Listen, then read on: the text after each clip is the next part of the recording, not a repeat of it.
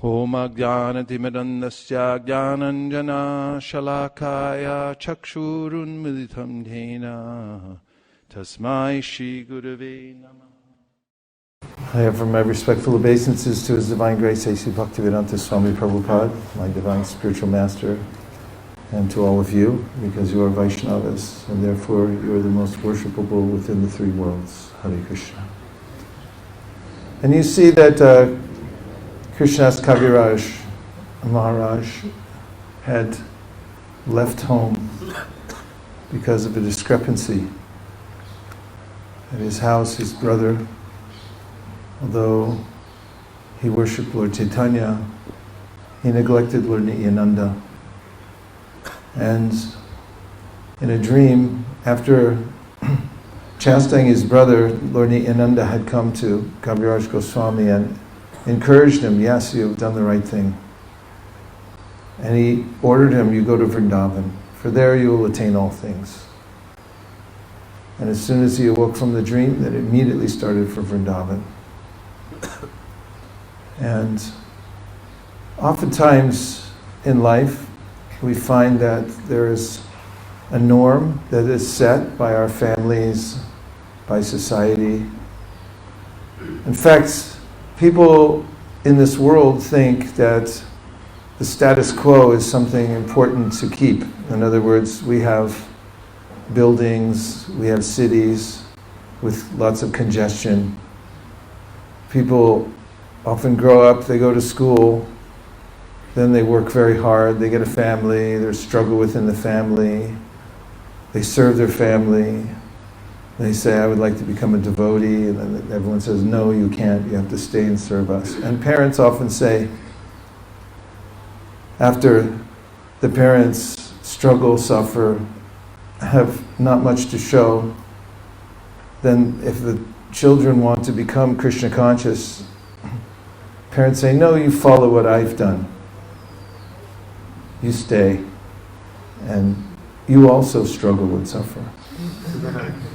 This is the status quo in the material world.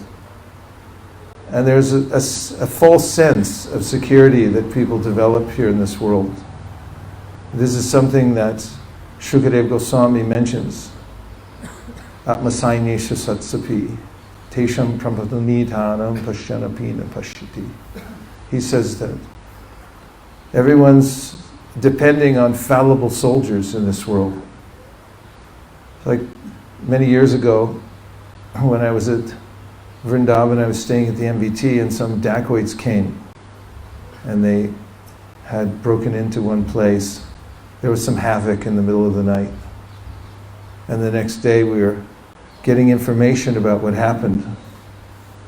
I don't know exactly what happened. One thing I do know is the chokidar ran away. I always see chokidars everywhere. They're always standing there all day and all night. They're getting paid something. But then when real danger comes, they take off. I'm sure there's some good chokidars somewhere, but mostly they don't get paid enough to stay and get killed by a dacoit. And similarly, these fallible soldiers, they say, oh, I'll protect you.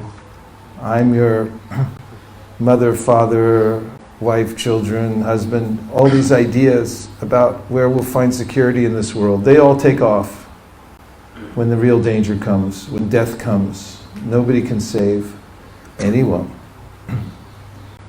So reality means to understand that we're only dependent on Krishna. Krishna is our maintainer. Nobody else. Also, Krishna is the one who protects me. Nobody else. Mari Krishna Raki Ke, Raki Krishna Mari Ke. And to have a life devoted to taking Krishna's protection only and being maintained by Krishna only is actual happiness. Everything else is anxiety. That's why the whole material world runs on anxiety only. Everyone's simply worried, when will my plans fall through? And they always fall through. Even at Kurukshetra, the first chapter of the Gita, we find out that Arjuna is saying, why am I getting the opposite of what I wanted?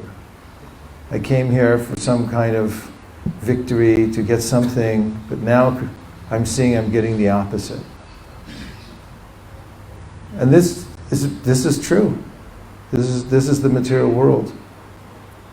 So to take to Krishna consciousness is intelligent. It's such a rare opportunity also.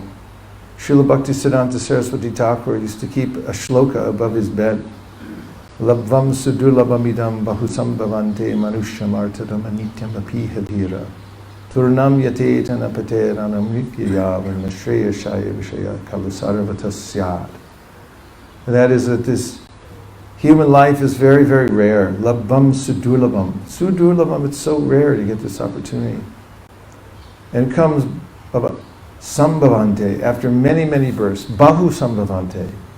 Manusham artadam anityam. It's temporary, but it's very valuable. Artadam. You can get all value from the human form of life. Turnam yatetana paterana mrityayav. And therefore, before this body drops off, which could be at any time, because you don't get a lease when you get this body. Did you get a lease? A lease agreement. You have it? You have it somewhere, right? Maybe it's back in your room? In the car somewhere? You left it home. No lease. No guarantee. Your body can fall down at any minute. Nishaya Shaya Vishaya Kalusarvata said, sense gratification is available everywhere at all times. It just comes by its own accord. Therefore, you don't have to try so hard for it. Instead, try for spiritual life. Use your energy, especially from the very beginning. Komara acharit pragno dharmam bhagavatamiha durlabam manasam janma tadapya dhruvam artadam. Prahlad Maharaj told his class friends, don't fall for this stupid thing people say that you wait till you get older to take the spiritual life. In the dictionary, you see the word stupidity. And next to it, there's this definition. Example, wait till you're older to take the spiritual life. That's stupidity. And anyone who tells you that, their picture is next to that word in the picture dictionary. Don't be stupid. Give your whole life and soul to Krishna consciousness. Take full shelter of Krishna. It's a very rare human form of life. You don't have to take instruction from anybody but Krishna and Krishna's representative. Not required. You may officially, to maintain some balance, say, yes, sir, very good, sir, I agree, sir. But inside, we don't accept anything except for Krishna's instruction from the Bhagavad Gita and the Srimad Bhagavatam. So with that spirit, we understand that actually the real help that we can give to people in life is to remind them that they're part and parcel of the Supreme Personality of Godhead, and that Sango Hyayam Purushaha, the little jiva, has nothing to do with this material world at all. And the best way to do that is through the Sankirtan movement. Human life is for sacrifice. That's where happiness comes from. Ignorance means to not know how the world works.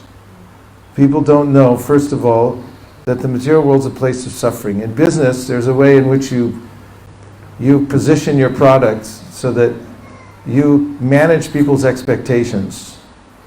If they expect too much from a product, they'll be very disappointed when they get it. So you have to manage expectations. Marketing, anyone? No? Engineering. So in the Bhagavad Gita, Krishna manages our expectation. He says, Brahma bhuvana loka punar avartinorjuna mamupetya tu kaunteya punar janma navidyate.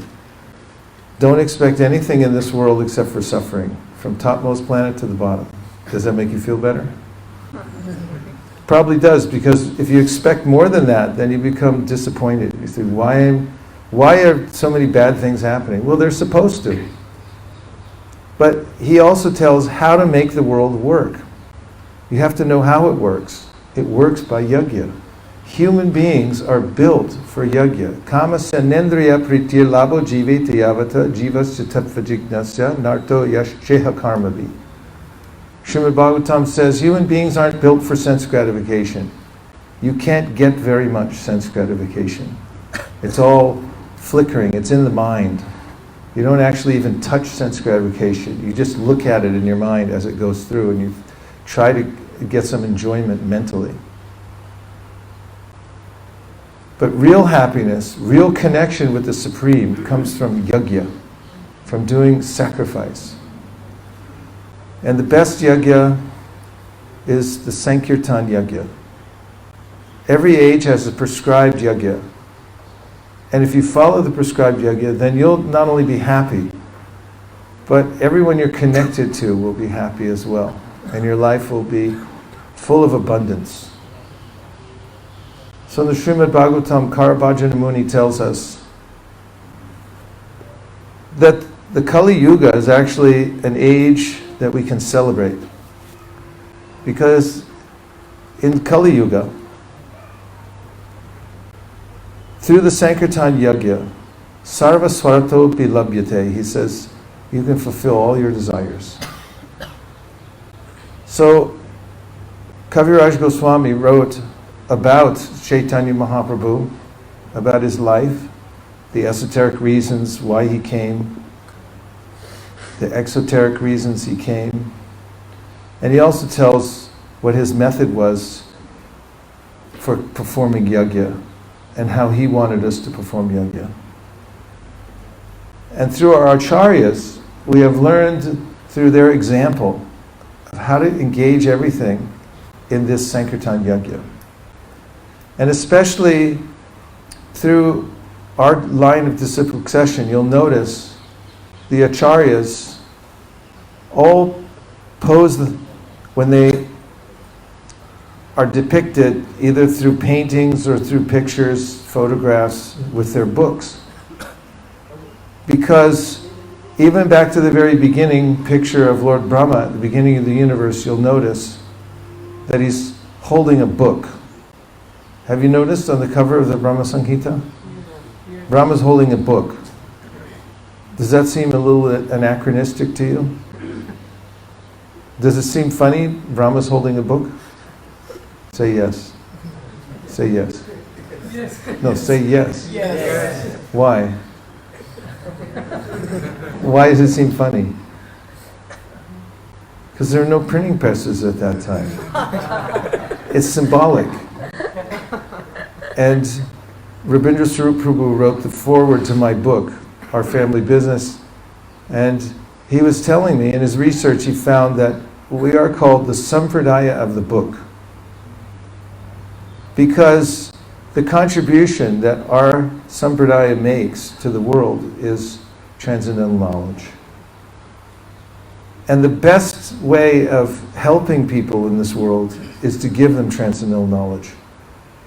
Any community that I go to where the devotees are engaged in book distribution has a special quality to it. And the reason is, when we go out into the great unknown, that's the public, we don't know what's going to happen when we go out there. We get a special sense of connection to Krishna by just depending on him for what's ever going to happen. Do you all go out on book distribution? Say yes. Yes. And when you go out, you never know what's going to happen next, right? You don't know. I've been going out on book distribution since I joined Hare Krishna movement. And every time I go out, it's a new experience because I don't know what's going to happen. That's a nice service.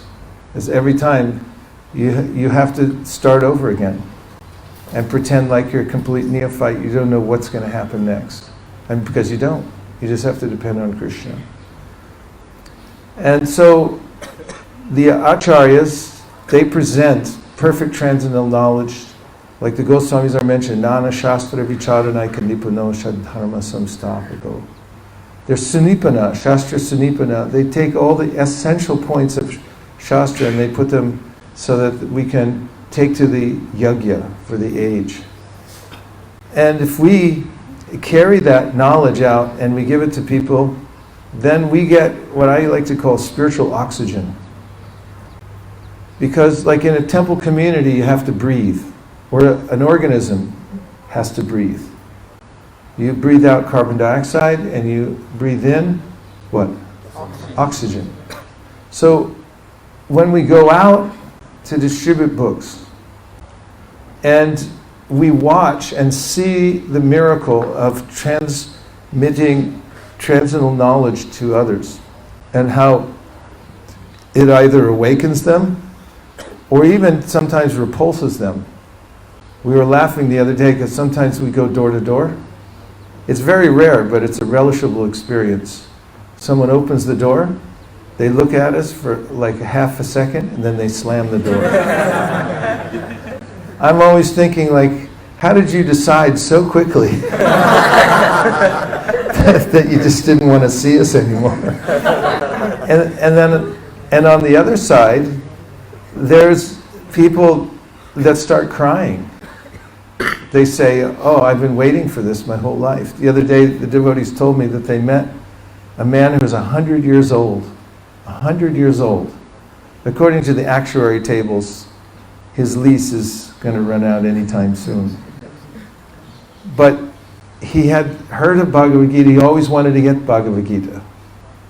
And then he got it. He felt satisfied, happy. And how happy were the devotees that they were instrumental in delivering it to that person before he leaves this world. This is the kind of oxygen you get. Even Srila Bhaktisiddhanta said, when you're preaching and people ignore you, they refuse you, they argue against you, he said, this is spiritual blood for your spiritual body. Chid rakta for your chid sharira. I notice the devotees who go out for book distribution regularly, and they do it as a sadhana. We're not going out for some result.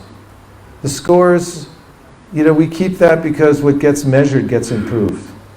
If you can't measure something, if you don't measure something, you can't improve it. So on a macro scale, we look at how to organize book distribution so we can increase it. We use all modern methods of management in order to increase book distribution, to make it huge.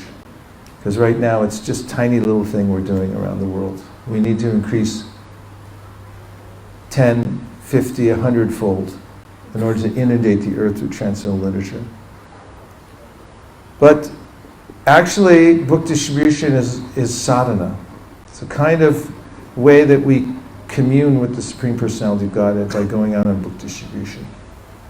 And just imagine Kaviraj Goswami taking time to compile the Chaitanya Charitamrita. And then, how would he feel if he sees all of you there distributing that to people door to door in their offices and making it available? At the time of Bhaktivinoda Thakur, Srila Bhaktivinoda Thakur couldn't even find a copy of the Chaitanya Charitamrita. Prabhupada was so eager to get the book out that he pushed the BBT in Los Angeles, 1975. They were producing one book every 2 months. And Prabhupada had already rushed ahead and he had finished the Chaitanya Charitamrita. And then he told the BBT personnel at that time that he wanted all 17 books published within 2 months. And the head of the BBT at that time, Rameshwar Prabhu, said, but Prabhupada, that's impossible. But, Prabhupada, that's impossible, period. And Prabhupada said, impossible is the word used in a fool's dictionary. Because Prabhupada was following the order of his spiritual master, and he had the mood of Chaitanya Mahaprabhu, which was, of course, it's mentioned that the members of the Panchatattva, they didn't consider who was a fit or unfit candidate. They didn't consider one place or another better than another. They go anywhere and distribute like madmen the transcendental knowledge. They had the urgency. Maya mragam tayiti ipsitadam vadavan. Mahaprabhu chased after the living entities in this material world. There's a sense of urgency that people have to have this. So Prabhupada always had that sense of urgency. And ultimately, the devotees were able to produce all 17 volumes within 2 months. So, just to summarize, I'm kind of speaking randomly here about the topic. The fact is, you're young, you're very lucky, because you have a human form of life. You're born in very high positions. You have above average intelligence. You're in Bharat. This is where Chaitanya Mahaprabhu gave the order.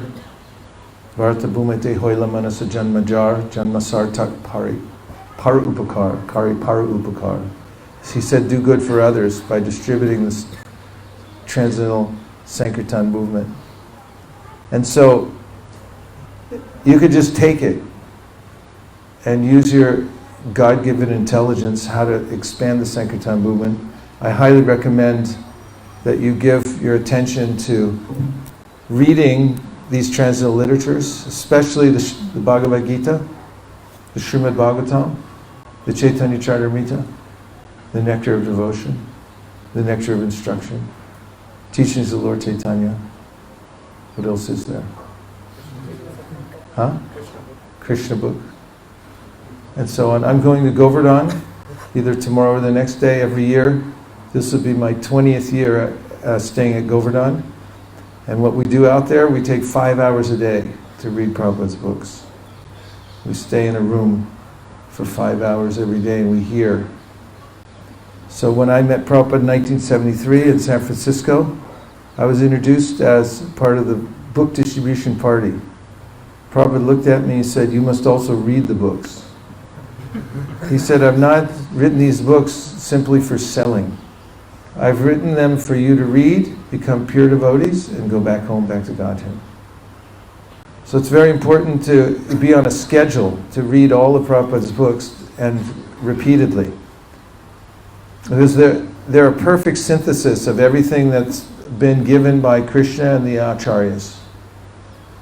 And assimilating what you have now is remarkable. It's a remarkable feat to be able to assimilate it, and it's also what it makes of you to assimilate it is remarkable. Anyone, you'll notice, anyone anywhere in the Krishna conscious movement that's actually assimilated the teachings that Prabhupada's given in detail in his books, that Lord Krishna gives, Lord Chaitanya gives, is remarkable in their ability to understand how the world works and present it to others within the context of the authorized Vedic scriptures. That's a worthy occupation. So take up the process that's been passed down through the great acharyas, the sampradaya of the book, and dedicate yourselves to studying the transcendental literatures, and then give them to other people as much as possible. Because it's actually fact that books change the world more than anything else. I have a seminar about this called The Pen is Mightier Than the Sword.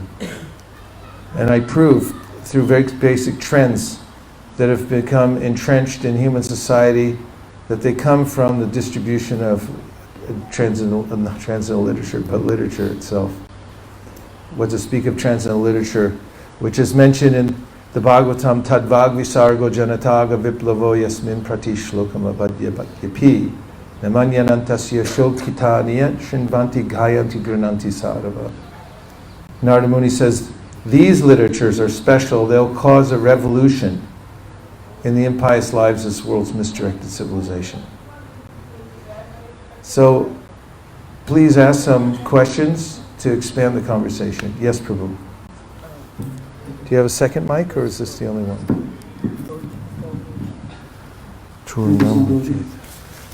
We know that Guruji means perfection in book distribution. So any event or any kind of event in book distribution that can be inspiration for us in book distribution, and some tips that so that we encourage them. Sure.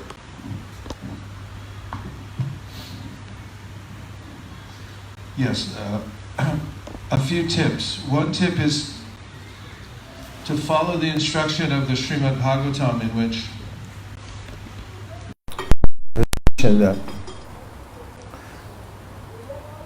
a Madhyama Adhikari Ishvare Taradineshu Bhalisheshu Dusatsucha Prema Maitri Kupopeksha Yakaroti Samadhyamaha should make distinctions. And that is that you should understand there's a Supreme Personality of Godhead. You could channel all your love to Him. You should see the devotees and you should develop appropriate friendship with the devotees. You should see the innocent. You should be able to recognize who is innocent. And then you pour in as much mercy as possible. And then you should be able to identify the envious. And for them you should be upeksha. That is, you should be avoidant. And don't talk to them. Don't try to sell them books. So when I teach this principle, first of all, it saves a lot of time. Because oftentimes devotees think that the success of my book distribution means to convince every single person to take a book. That's not going to happen. And if you think that that's success, then you'll always feel unsuccessful. There's a portion of people out there, a small portion, who are already a little bit open. And those are the people that you should find through selection. You don't have to convince everybody, and the more you do at book distribution, that is, the better you get at convincing people. But it's easier and smarter and in line with Shastra to start by finding the people who are already ripe. So I teach this in my seminar as picking the ripe fruits.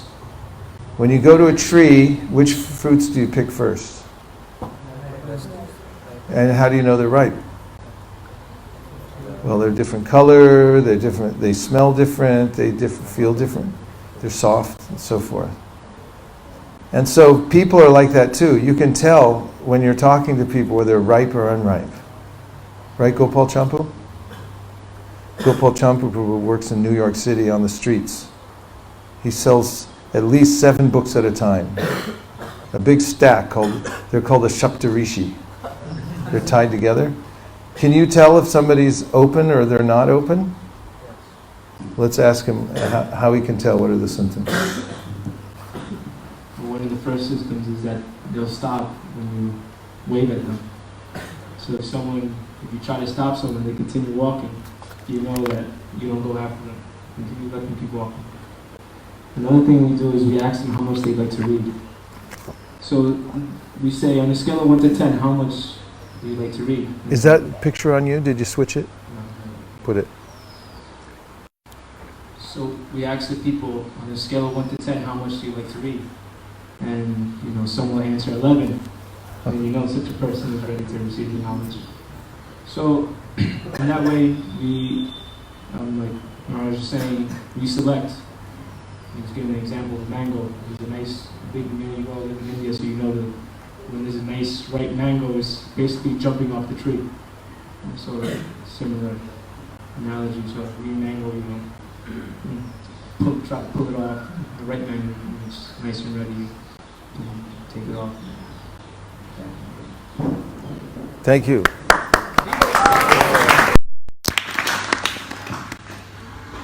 If you take that to heart, it'll save you a lot of trouble and save people out there a lot of trouble too. Because oftentimes I see beginners, they actually try to prove everybody. And when somebody indicates that they're not interested, they continue presenting, or they might follow them. No, take. Every once in a while it might work. But generally, people who are open are the ones that you want to look for and then present, instead of trying to convince everybody and then feeling that you failed when you didn't. So selection is a lot easier than trying to convince everybody. So that's one thing. Another thing is that in order to have a successful book distribution, you should also chant good japa.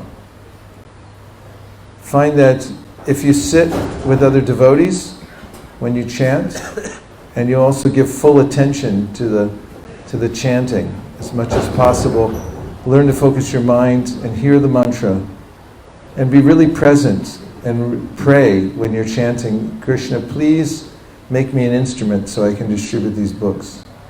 Through that prayer, then Krishna will give you the wherewithal to distribute.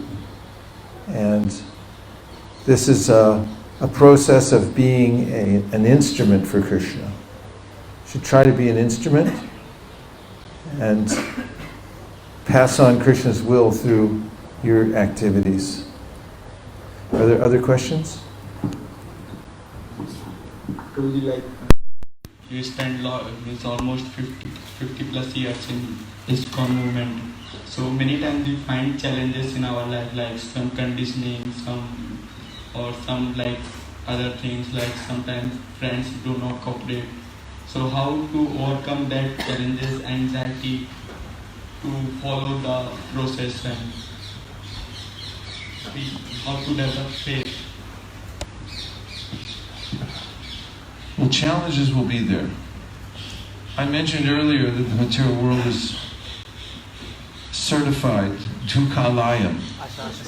If you're going to go to the Bhojanalaya, you might get some...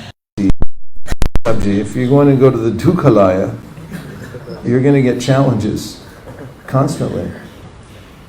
And if you accept that from the beginning, that the material world is about challenges, and that the solution to the challenges is to go on steadily with your practice of devotional service. This is actually solace, that no matter what happens to me in this life, my vow is to continue chanting Hare Krishna. I was just listening to Prabhupada the other day, and he was talking about Haridas Thakur. And Prabhupada was saying, even when we get sick, we don't stop chanting. He said, this is not devotee. That now I'm in trouble, now I'm sick, I stop chanting. And then he mentioned Haridas Thakur. Mahaprabhu saw that he wasn't well, and he said, you're old now, you don't have to chant so many rounds. And Haridas Thakur says, no, I always do my rounds. I'd rather die than not finish my rounds.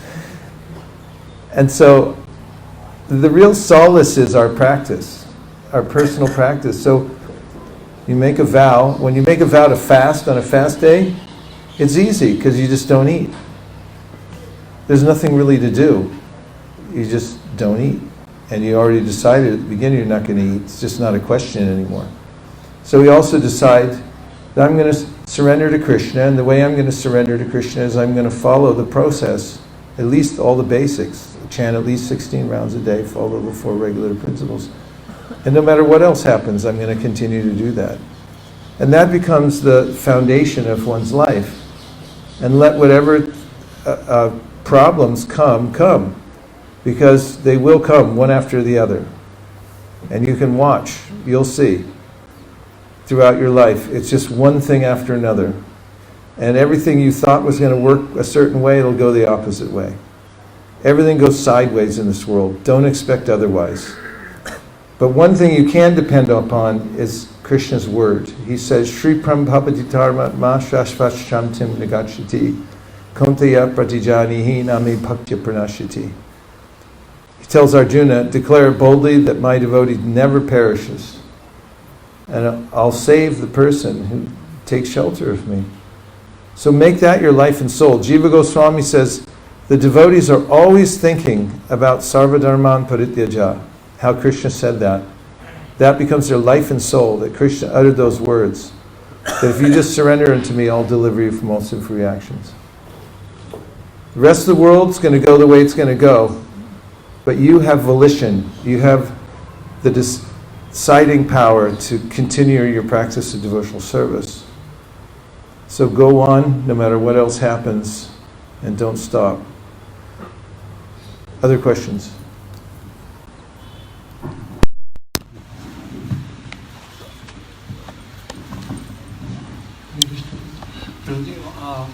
Two questions. First of all, speak in the mic. What inspired you at the age of 16 to join the Hare Krishna movement? And secondly, while book distribution, I have a major doubt that even if they purchase a book, but we are not there to check whether they are reading or not. That's the main question. Like, will they means if they actually read it, that it might benefit them. But because the Maya is so much surrounding it, so we want association. Otherwise, we may degrade so easily. So that's the main question that. How will they read?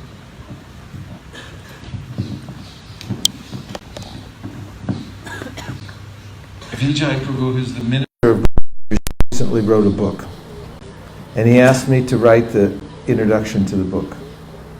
So in order to write the introduction, I had to read the book, which was a pleasure.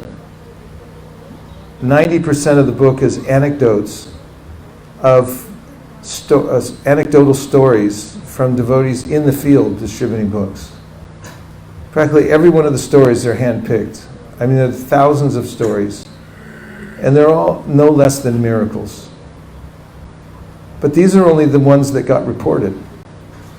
In other words, there's only a certain number that we're going to actually see and get immediate feedback what happened with the book.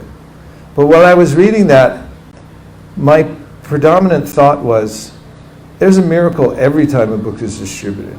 We just don't see it. And the ones we do catch, which are, 1 out of 1,000, and we're able to record, and Vijay Prabhu puts in his book, we can see the miraculous way in which the internal energy interacts with the conditioned souls. Prabhupada was asked that question. He said that the book may not be meant for the person who buys it.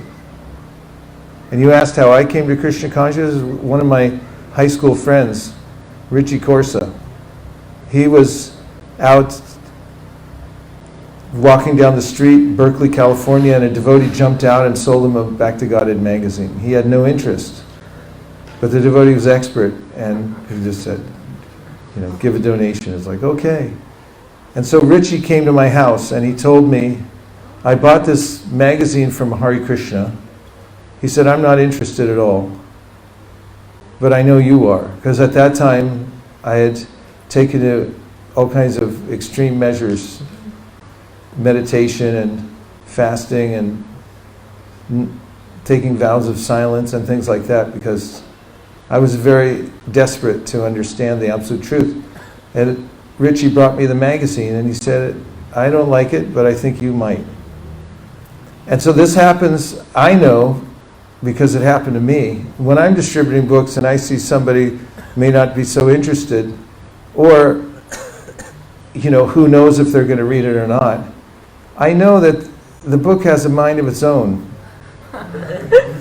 And there's a way in which it finds its way to the target. Sometimes people say, well, listen, you've distributed 500 million books. Where's the half billion devotees? But really, mostly people who say that are people who don't go out on book distribution. Because it's really hard to understand the internal nature of book distribution unless you're actually out there doing it. That's why it's important to be out there regularly, on some regular interval, even if you're not a book distributor. Everybody in the Krishna consciousness movement should go out and see how it's working. And then they'll know for themselves that chanting Hare Krishna on the streets has its effect. And so does book distribution. We may not know exactly how it works, but it does. Having said that, in my book, I wrote 2 chapters side by side. One chapter is called The Penny Principle. And that's about the way in which everybody gets credit when they give even a penny or they accidentally hear the Hare Krishna mantra. Agyata Sukriti is a fact. It's in Shastra. You can't deny it.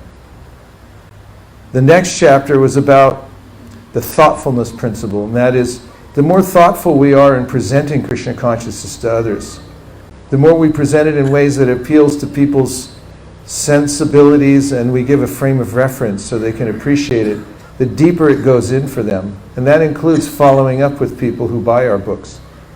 And we should rack our brains for ways in which to follow up with people who buy the book and make sure that they have a next event to attend or a way to connect to us so they can have sangha, they can hear about the books and so forth.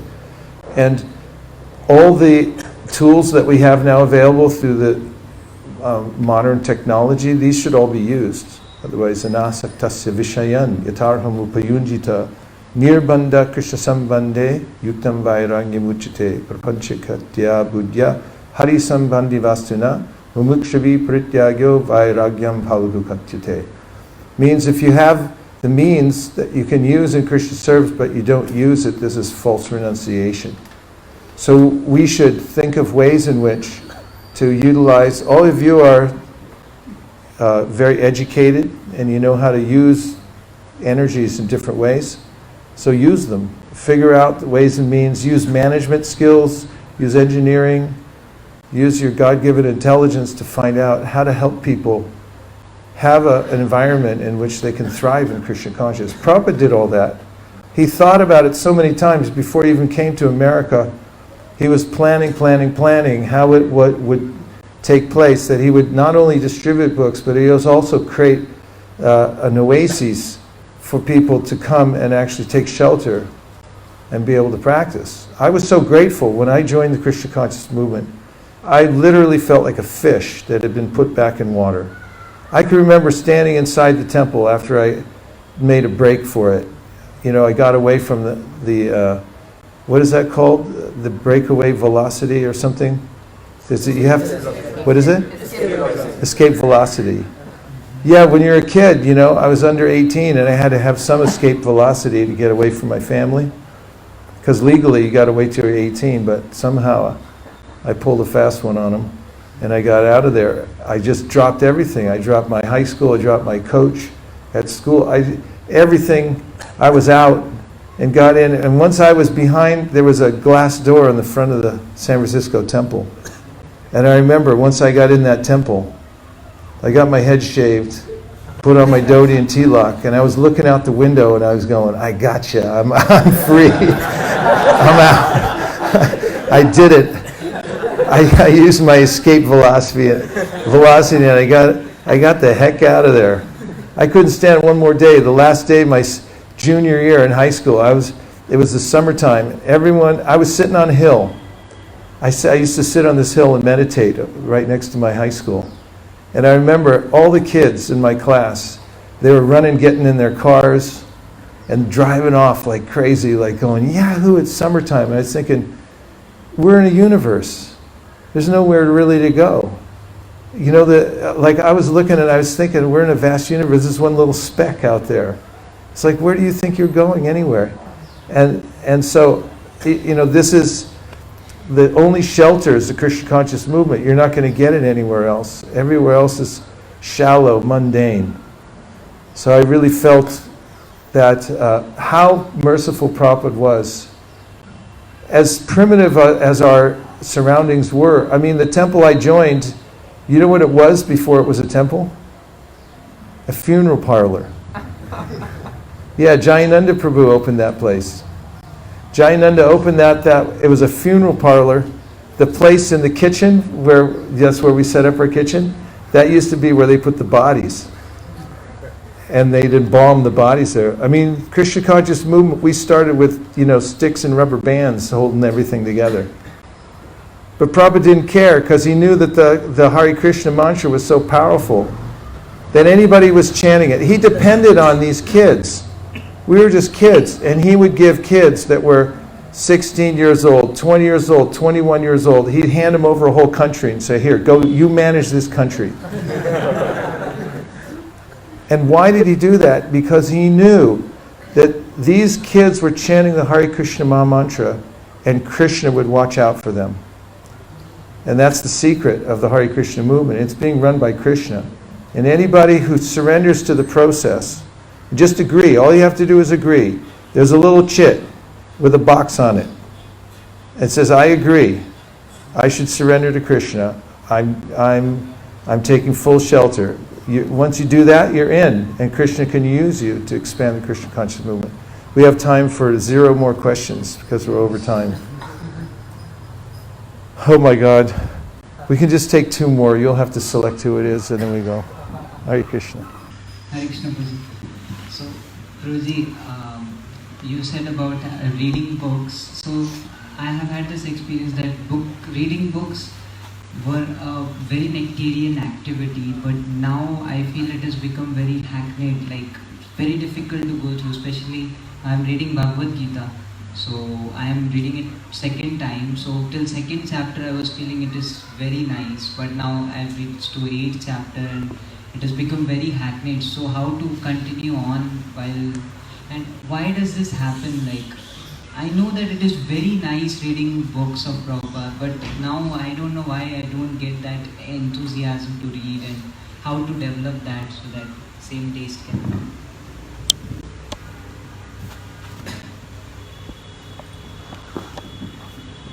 Well, in any discipline, There are times when you're doing the practice. Every sadhya has a sadhana. And in order to get to that sadhya, you have to keep up the sadhana. In the beginning, the sadhana is vaidhi. It's rules and regulations because we don't have a taste. If you take to an athletic endeavor, some sport, some days you're going to feel like, oh, I feel great, my heart's pumping, I'm going. Other days you don't want to get out of bed, but you still got to get up at 5 and run your 3 miles before you eat breakfast, if you're an athlete. So the fact is that in any discipline, you have to understand that I have to do it anyway. And the same thing Rupa Goswami says about chanting the holy names of the Lord. He said, I have a disease, jaundice, and therefore everything I taste that's sweet actually tastes bitter. But then he says, keep taking it, because there's a curative effect. So same thing with reading, chanting. In the beginning, sometimes I can't taste the sweetness, but we'll through regulated process of continue hearing, then you'll start to develop that. Also, it's helpful to be in the association of those who already have a taste, because that'll rub off. Hare Krishna, Prabhuji. Hare Krishna. While going for book distribution, what mood should I carry for book distribution? And second thing is that when sometime in my life also some up down come in Krishna consciousness. So how to overcome that situation? Up down. Ups and downs in Krishna.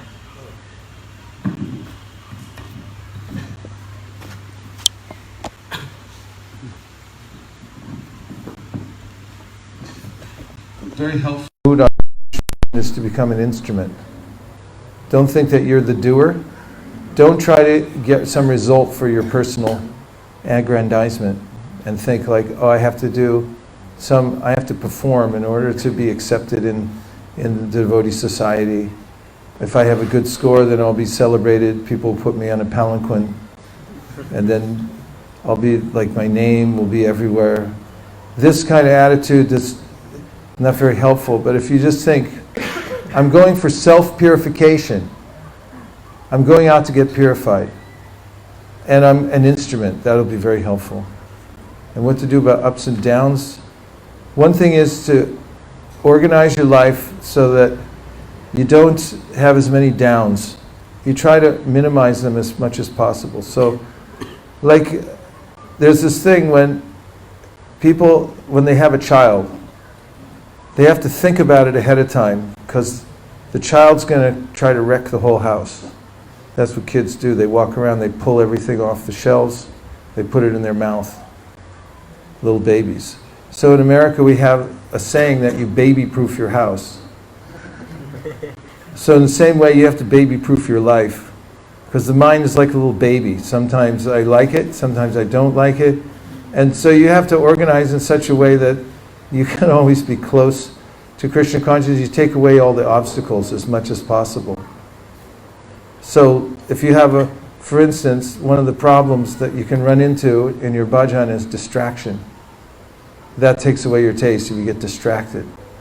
So if you take away all the distracting parts of your life, try to eliminate them as much as possible. That'll be helpful. Also, sleep is a problem in performing steady bhajan. That's there are these 5 obstacles to performing steady bhajan. The first one is sleep, second one is distraction, third one is you just don't care, fourth one is that you have innate bad qualities that come out, and the last one is that the senses get attracted to their objects. So if you plan ahead and you try to avoid those obstacles as much as possible, then you can remain steadier in the practice of devotional service. The fact is, if you fall away from the practice, the prescription is that you just pick it back up again. And over time, just like a baby trying to learn to walk, the baby gets up and falls back down again. And it gets stronger every time it gets back up. So it takes some time, like a lifetime of practice, in order to come to a state of maturity. So the main thing is to keep going, no matter what. Don't get discouraged. We just take one more question, then we got to go. Did you ask one already? You didn't. Okay. You said that at 10 to 16 you left your home and found something.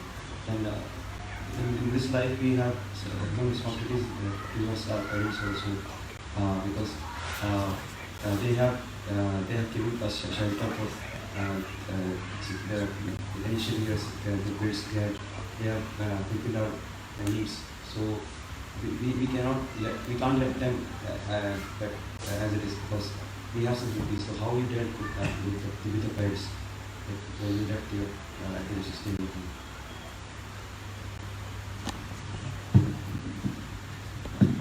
Well, Prabhupada noticed, it's in one lecture, he says, He said, you don't have any families here.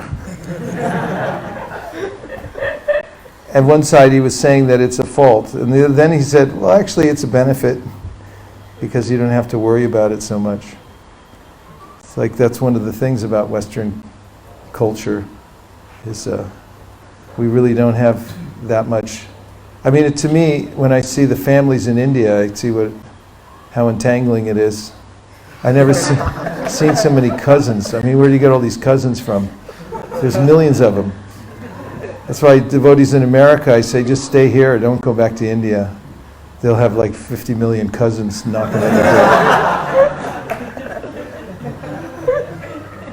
The Shastra cancer is Devarshi Bhutatnam Rinam Pitrinam Nakinkaro Nayam Nrinicha Rajan Sarvamaraya Sharanam Sharanyam Gato Mukundang Prihrita Kartam. Bhagavatam says it. I mean, it's very clear. It says, you're a debtor when you're born, Rini. But if you surrender to Govinda, Mukunda, then you're not a debtor to anybody. This is a practical thing. I came here, I put both my parents' ashes in the Jamuna. I was of 4 children. I was the youngest.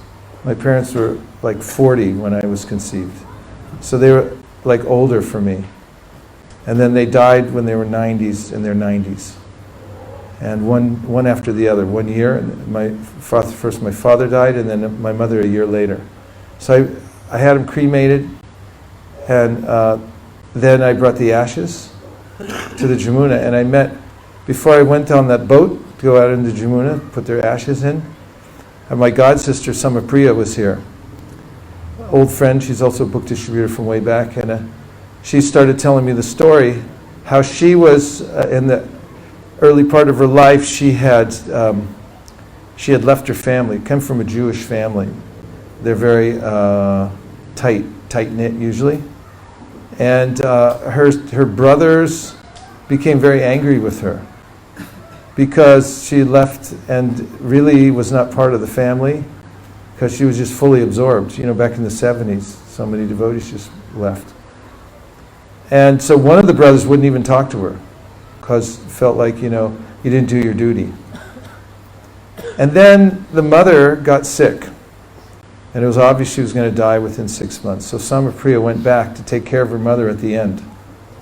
Especially the last 3 months were very intense. And all the other siblings couldn't handle it. I noticed this also. When my parents left, not all my siblings could actually be there for the final thing. I was lucky. I was able to be there with my mother till the last minute. And anyway, it's a long story. But the fact is that Samapriya was able to really be there with her mother completely until she left her body. And after she did, the brother that wouldn't talk to her came to her, and he said, now I understand. We were meant to take care of her during life. You were the only one qualified to take care of her during death. And how did she become qualified to take care of her during death? by giving yourself to the practice of Krishna consciousness. I mean, engineering, you know how much it takes to be an engineer, right? You got to really study. You can't joke around.